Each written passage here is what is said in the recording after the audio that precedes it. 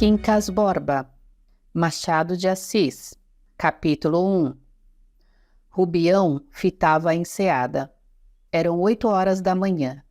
Quem o visse, com os polegares metidos no cordão do chambre, à janela de uma grande casa de Botafogo, cuidaria que ele admirava aquele pedaço de água quieta. Mas, em verdade, vos digo que pensava em outra coisa. Cotejava o passado com o presente, que era há 1 ano, professor, que era agora, capitalista. Olha para si, para as chinelas, umas chinelas de túnis que lhe deu recente amigo Cristiano Palha, para a casa, para o jardim, para a enseada, para os morros e para o céu, e tudo, desde as chinelas até o céu, tudo entra na mesma sensação de propriedade. Vejam como Deus escreve direito por linhas tortas, pensa ele. Se Mana Piedade tem casado com Quincas Borba, apenas me daria uma esperança colateral. Não casou. Ambos morreram, e aqui está tudo comigo, de modo que o que parecia uma desgraça. Capítulo 2. Que abismo que há entre o espírito e o coração? O espírito do ex-professor, vexado daquele pensamento, arrepiou o caminho, buscou outro assunto, uma canoa que ia passando. O coração, porém, deixou-se estar a bater de alegria. Que lhe importa a canoa nem o canoeiro, que os olhos de Rubião acompanham arregalados? Ele, coração, vai dizendo que, uma vez que a Mana Piedade tinha de morrer, foi bom que não casasse. Podia vir um filho ou uma filha. Bonita canoa. Antes assim, como obedece bem aos remos do homem. O certo é que eles estão no céu. Capítulo 3. Um criado trouxe o café. Rubião pegou na xícara e, enquanto lhe deitava açúcar, ia disfarçadamente mirando a bandeja que era de prata lavrada. Prata, ouro, eram os metais que amava de coração. Não gostava de bronze, mas o amigo Palha disse-lhe que era matéria de preço. E assim se explica este par de figuras que aqui está na sala, um Mefistófeles e um Fausto. Tivesse, porém, de escolher, escolheria a bandeja. Primor de argentaria, execução fina e acabada. O criado esperava teso e sério. Era espanhol.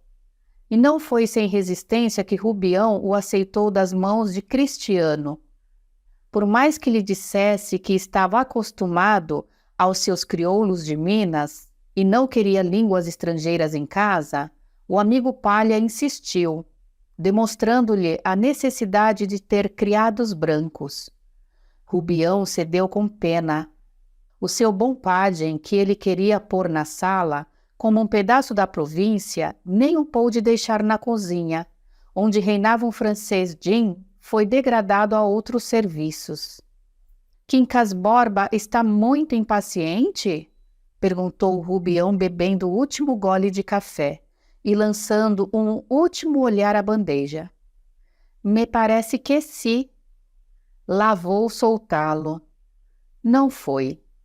Deixou-se ficar algum tempo a olhar para os móveis, vendo as pequenas gravuras inglesas que pendiam da parede por cima dos 2 bronzes. Rubião pensou na bela Sofia, mulher do Palha. Deu alguns passos e foi sentar-se no puff, ao centro da sala, olhando para longe. Foi ela que me recomendou aqueles 2 quadrinhos, quando andávamos os 3 a ver coisas para comprar. Estava tão bonita, mas o que eu mais gosto dela são os ombros, que vi no baile do coronel. Que ombros! Parecem de cera, tão lisos, tão brancos. Os braços também, os braços, que bem feitos. Rubião suspirou, cruzou as pernas e bateu com as borlas do chambre sobre os joelhos. Sentia que não era inteiramente feliz, mas sentia também que não estava longe a felicidade completa. Recompunha de cabeça uns modos, uns olhos, uns requebros sem explicação, a não ser esta que ela o amava, e que o amava muito. Não era velho, ia fazer 41 anos, e rigorosamente parecia menos. Esta observação foi acompanhada de um gesto. Passou a mão pelo queixo, barbeado todos os dias, coisa que não fazia dantes, por economia e desnecessidade. Um simples professor. Usava suíças. Mais tarde deixou crescer a barba toda, tão macias que dava gosto passar os dedos por elas, e recordava assim o primeiro encontro na estação de Vassouras, onde Sofia e o marido entraram no trem da estrada de ferro, no mesmo carro em que ele descia de Minas. Foi ali que achou aquele par de olhos viçosos que pareciam repetir a exortação do profeta. Todos vós que tendes sede, vinde às águas. Não trazia ideias adequadas ao convite, é verdade. Vinha com a herança na cabeça, o testamento, o inventário, coisas que é preciso explicar primeiro, a fim de entender o presente e o futuro. Deixemos Rubião na sala de Botafogo, batendo com as borlas do chambre nos joelhos, e cuidando na bela Sofia. Vem comigo, leitor. Vamos vê-lo, meses antes, à cabeceira do Quincas Borba. Capítulo 4. Este Quincas Borba, se acaso me fizeste o favor de ler as memórias póstumas de Brás Cubas, é aquele mesmo náufrago da existência que ali aparece, mendigo, herdeiro inopinado e inventor de uma filosofia. Aqui o tens agora em Barbacena. Logo que chegou, enamorou-se de uma viúva, senhora de condição mediana e parcos meios de vida, mas tão acanhada que os suspiros no namorado ficavam sem eco. Chamava-se Maria da Piedade. Um irmão dela, que é o presente Rubião, fez todo o possível para casá-los. Piedade resistiu, um Pleuris a levou. Foi esse trechozinho de romance que ligou os dois homens. Saberia Rubião que os nossos Quincas Borba trazia aquele grãozinho de sandice que um médico supôs achar-lhe? Seguramente não. Tinha-o por homem esquisito. É todavia certo que o grãozinho não se despegou do cérebro de Quincas Borba, nem antes, nem depois da moléstia que lentamente o comeu. Quincas Borba tivera ali alguns parentes, mortos já agora em 1867. O último foi o tio que o deixou por herdeiro de seus bens. Rubião ficou sendo o único amigo do filósofo. Rege então uma escola de meninos, que fechou para tratar do enfermo.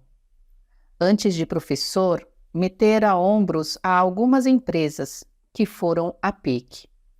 Durou o cargo de enfermeiro mais de 5 meses, perto de 6. Era real o desvelo de Rubião. Paciente, risonho, múltiplo, ouvindo as ordens do médico, dando os remédios às horas marcadas, saindo a passeio com o doente, sem esquecer nada, nem o serviço da casa, nem a leitura dos jornais, logo que chegava a mala da corte ou a de Ouro Preto. Tu és bom, Rubião, suspirava Quincas Borba. Grande façanha, como se você fosse mau. A opinião ostensiva do médico era que a doença do Quincas Borba iria saindo devagar. Um dia, o nosso Rubião, acompanhando o médico até a porta da rua, perguntou-lhe qual era o verdadeiro estado do amigo. Ouviu que estava perdido, completamente perdido, mas que o fosse animando, para que tornar-lhe a morte mais aflitiva pela certeza. Lá isso, não atalhou Rubião. Para ele, morrer é negócio fácil. Nunca leu um livro que ele escreveu. Há anos, não sei que negócio de filosofia. Não, Mas filosofia é uma coisa, e morrer de verdade é outra. Adeus. Capítulo 5. Rubião achou um rival no coração de Quincas Borba. Um cão, um bonito cão.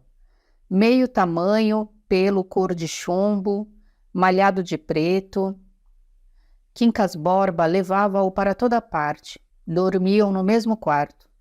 De manhã era o cão que acordava o senhor, trepando ao leito, onde trocavam as primeiras saudações.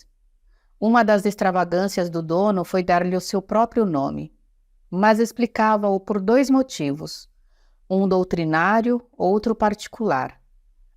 Desde que humanitas, segundo a minha doutrina, é o princípio da vida e reside em toda parte. Existe também no cão, e este pode assim receber um nome de gente, seja assim cristão ou muçulmano. Bem, mas por que não lhe deu antes o nome de Bernardo? Disse Rubião com o pensamento em um rival político da localidade. Esse agora é um motivo particular. Se eu morrer antes, como presumo, sobreviverei no nome do meu bom cachorro. Riste, não? Rubião fez um gesto negativo. Pois devias rir, meu querido, porque a imortalidade é o meu lote, ou o meu dote, ou como melhor nome haja. Viverei perpetualmente no meu grande livro. Os que, porém, não souberem ler, chamarão Quincas Borba ao cachorro. E o cão, ouvindo o nome, correu à cama. Quincas Borba, comovido, olhou para Quincas Borba. Meu pobre amigo, meu bom amigo, meu único amigo. Único? Desculpa-me, tu também o és. Bem sei, e agradeço-te muito, mas a um doente perdoa-se tudo. Talvez esteja começando o meu delírio. Deixa ver o espelho. Rubião deu-lhe o espelho. O doente contemplou por alguns segundos a cara magra, o olhar febril, com que descobria os subúrbios da morte, para onde caminhava a passo lento, mas seguro. Depois, com um sorriso pálido e irônico. Tudo que está cá fora corresponde ao que sinto cá dentro. Vou morrer, meu caro Rubião. Não gesticules. Vou morrer. E que é morrer para ficares assim espantado? Sei que você tem umas filosofias.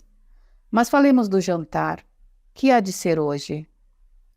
Quincas Borba sentou-se na cama, deixando pender as pernas, cuja extraordinária magreza se adivinhava por fora das calças. Que é? Que quer? Acudiu Rubião. Nada, respondeu o enfermo sorrindo. Mas filosofias. Com que desdém me dizes isso? Repete, anda. Quero ouvir outra vez. Umas filosofias. Mas não é por desdém, pois eu tenho capacidade para desdenhar de filosofias? Digo só que você pode crer que a morte não vale nada, porque terá razões, princípios. Quincas Borba procurou com os pés as chinelas. Rubião chegou-lhes. Ele calçou-as e pôs-se a andar para esticar as pernas. Afagou o cão e acendeu um cigarro. Rubião quis que se agasalhasse e trouxe-lhe um fraque, um colete, um chambre, um capote, à escolha. Quincas Borba recusou-os com um gesto. Tinha outro ar agora. Os olhos metidos para dentro viam pensar o cérebro. Depois de muitos passos, parou por alguns segundos diante de Rubião. Capítulo 6. Para entenderes bem o que é a morte e a vida, basta contar-te como morreu minha avó. Como foi? Senta-te. Rubião obedeceu, dando ao rosto o maior interesse possível enquanto Quincas Borba continuava a andar. Foi no Rio de Janeiro, começou ele. Defronte da Capela Imperial, que era então real, em dia de grande festa. Minha avó saiu, atravessou o adro para ir até a cadeirinha, que a esperava no Largo do Paço. Gente como formiga. O povo queria ver entrar as grandes senhoras nas suas ricas traquitanas.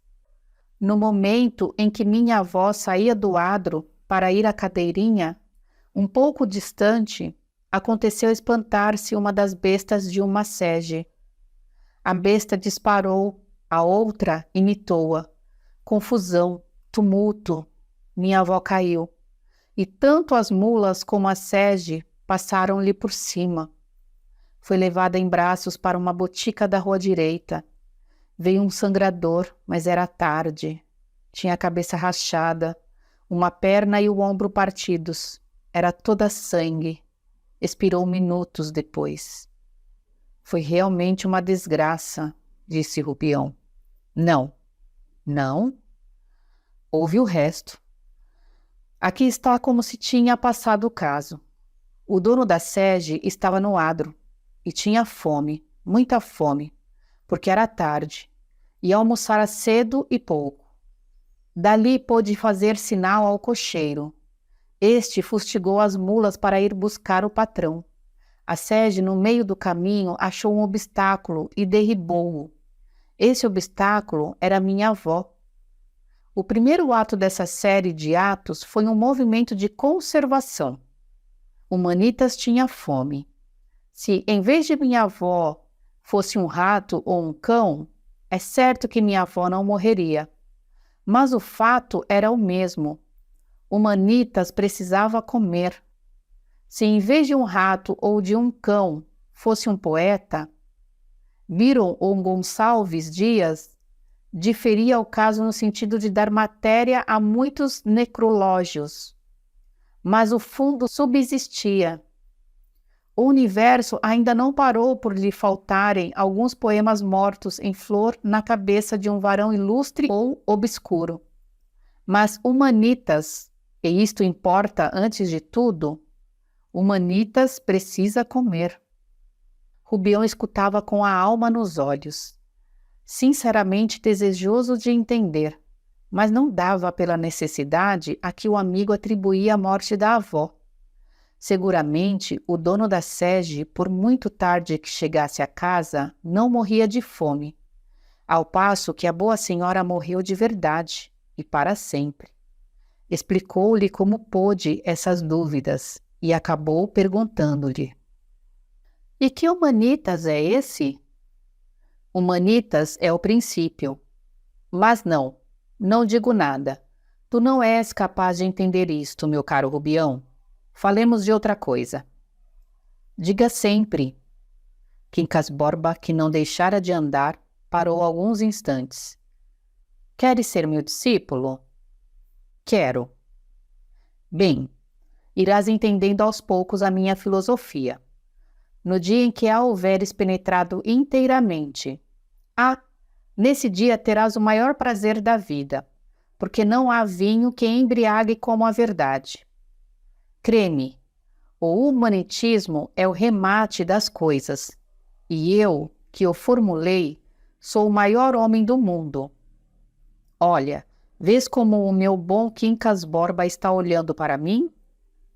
Não é ele, é Humanitas." "Mas que Humanitas é esse?" "Humanitas é o princípio. Há nas coisas todas certa substância recôndita e idêntica, um princípio único, universal, eterno, comum, indivisível e indestrutível, ou, para usar a linguagem do grande Camões, uma verdade que nas coisas anda, que mora no visível e invisível. Pois essa substância ou verdade, esse princípio indestrutível, é que é Humanitas. Assim lhe chamo porque resume o universo, e o universo é o homem. Vais entendendo?" "Pouco, mas ainda assim, como é que é a morte de sua avó?"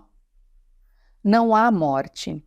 O encontro de duas expansões ou a expansão de duas formas pode determinar a supressão de uma delas, mas rigorosamente não há morte, há vida, porque a supressão de uma é a condição da sobrevivência da outra, e a destruição não atinge o princípio universal e comum. Daí o caráter conservador e benéfico da guerra. Supõe tu um campo de batatas e 2 tribos famintas. As batatas apenas chegam para alimentar uma das tribos, que assim adquire forças para transpor a montanha e ir a outra vertente, onde há batatas em abundância. Mas, se as 2 tribos dividirem em paz as batatas do campo, não chegam a nutrir-se suficientemente e morrem de inanição. A paz, nesse caso, é a destruição. A guerra é a conservação. Uma das tribos extermina a outra e recolhe os despojos. Daí a alegria da vitória, os hinos, aclamações, recompensas públicas e todos os demais efeitos das ações bélicas. Se a guerra não fosse isso, tais demonstrações não chegariam a dar-se pelo motivo real de que o homem só comemora e ama o que lhe é aprazível ou vantajoso, e pelo motivo racional de que nenhuma pessoa canoniza uma ação que virtualmente a destrói. Ao vencido, ódio ou compaixão. Ao vencedor, as batatas. Mas a opinião do exterminado? Não há exterminado. Desaparece o fenômeno. A substância é a mesma. Nunca viste ferver água? Hás de lembrar-te que as bolhas fazem-se e desfazem-se de contínuo, e tudo fica na mesma água. Os indivíduos são essas bolhas transitórias. Bem, a opinião da bolha... Bolha não tem opinião. Aparentemente, há nada mais constritador que uma dessas terríveis pestes que devastam um ponto do globo? E, todavia, esse suposto mal é um benefício, não só porque elimina os organismos fracos, incapazes de resistência, como porque dá lugar à observação, à descoberta da droga curativa.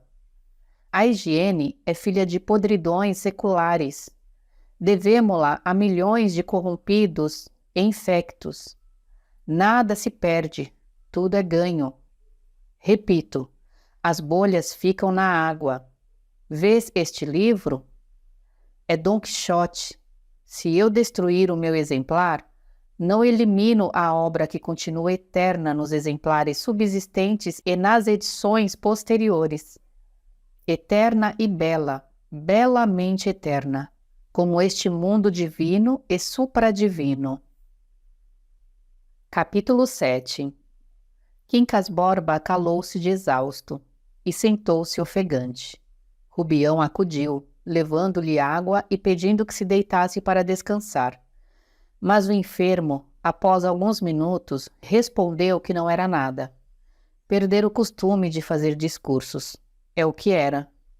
E, afastando com gesto a pessoa de Rubião, a fim de poder encará-la sem esforço, empreendeu uma brilhante descrição do mundo e suas excelências. Misturou ideias próprias e alheias, imagens de toda sorte, idílicas, épicas, a tal ponto que Rubião perguntava a si mesmo como é que um homem que ia morrer dali a dias podia tratar tão galantemente aqueles negócios. Ande repousar um pouco. Quincas Borba refletiu. Não, vou dar um passeio. Agora não, você está muito cansado. Qual? Passou. Ergueu-se e pôs paternalmente as mãos sobre os ombros de Rubião. Você é meu amigo? Que pergunta? Diga. Tanto ou mais do que este animal, respondeu Rubião em um arroubo de ternura. Quincas Borba apertou-lhe as mãos. Bem. Capítulo 8. No dia seguinte, Quincas Borba acordou com a resolução de ir ao Rio de Janeiro.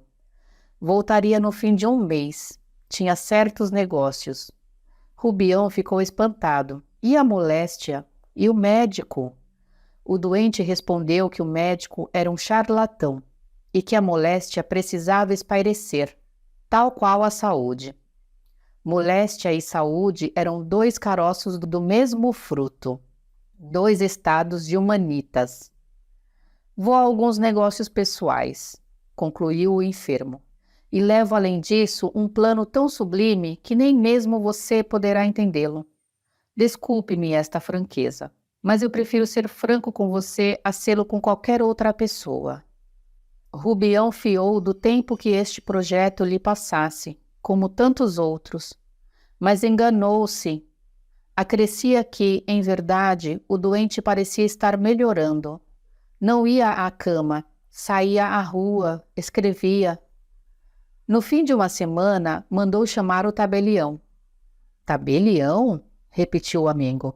Sim, quero registrar o meu testamento. Ou vamos lá os dois. Foram os três, porque o cão não deixava partir o amo e senhor sem acompanhá-lo. Quincas Borba registrou o testamento com as formalidades do estilo e tornou tranquilo para casa. Rubião sentia bater-lhe o coração violentamente. Está claro que eu não o deixo ir só para a corte, disse ele ao amigo. Não, não é preciso. Demais, Quincas Borba não vai. E não o confio a outra pessoa, senão a você. Deixo a casa como está. Daqui a um mês estou de volta. Vou amanhã. Não quero que ele pressinta a minha saída. Cuide dele, Rubião. Cuido sim. Jura? Por esta luz que me alumia. Então sou alguma criança? Dê-lhe leite às horas apropriadas, as comidas todas do costume e os banhos. E quando sair a passeio com ele, olhe que não vá fugir. Não, o melhor é que não saia. Não saia. Vá sossegado. Quincas Borba chorava pelo outro Quincas Borba. Não quis vê-lo à saída. Chorava deveras, lágrimas de loucura ou de afeição. Quaisquer que fossem, ele as ia deixando pela boa terra mineira, como o derradeiro suor de uma alma obscura, prestes a cair no abismo. Capítulo 9. Horas depois, teve Rubião um pensamento horrível. Podiam crer que ele próprio incitara o amigo à viagem, para o fim de o matar mais depressa e entrar na posse do legado, se é que realmente estava incluso no testamento. Sentiu remorsos. Por que não empregou todas as forças para contê-lo? Viu o cadáver de Quincas Borba pálido, hediondo, fitando nele um olhar vingativo.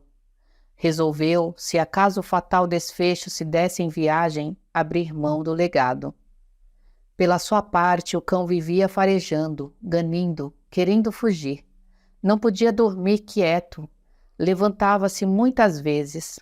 À noite, percorria a casa e tornava ao seu canto. De manhã, Rubião chamava-o à cama e o cão acudia alegre. Imaginava que era o próprio dono. Via depois que não era, mas aceitava as carícias e fazia-lhe outras, como se Rubião tivesse de levar as suas ao amigo ou trazê-lo para ali. Demais, havia-se-lhe afeiçoado também, e para ele era a ponte que o ligava à existência anterior. Não comeu durante os primeiros dias. Suportando menos a sede, Rubião pôde alcançar que bebesse leite. Foi a única alimentação por algum tempo. Mais tarde, passava as horas, calado, triste, enrolado em si mesmo, ou então com o corpo estendido e a cabeça entre as mãos. Quando o médico voltou, ficou espantado da temeridade do doente. Deviam tê-lo impedido de sair. A morte era certa. Certa? Mais tarde ou mais cedo. Levou o tal cachorro? Não, senhor. Está comigo. Pediu que cuidasse dele e chorou. Olhe que chorou que foi um nunca acabar. Verdade é, disse ainda Rubião para defender o enfermo. Verdade é que o cachorro merece a estima do dono. Parece gente.